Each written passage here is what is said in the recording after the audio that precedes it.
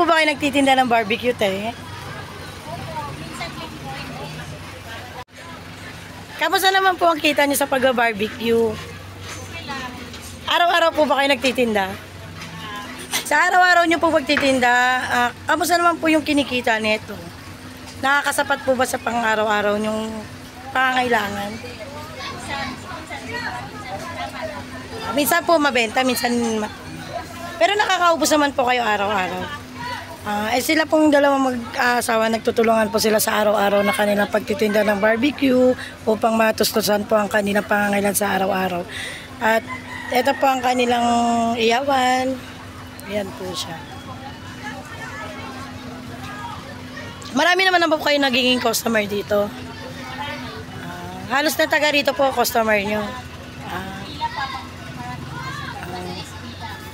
Madali po kayo nakakaubos. Ayan po. Sila po ang ehemplo ng isang mag-asawa na nagtutulungan sa araw-araw na lang pangangailangan at hindi po sila sumusuko sa hirap ng buhay. Umulan umaraw, nandito po sila nagtitinda ng barbecue upang matustusan ng kanilang pangangailangan sa pang-araw-araw na pagkain at sa iba po pang nilang gastusin. Maraming salamat po sa pag-unlock sa aking pag-interview. Nawa po makaubos po kayo araw-araw ng iyong paninda at malutuan niyo po ng masarap na barbecue ang inyong customer. Thank you po, maraming salamat po.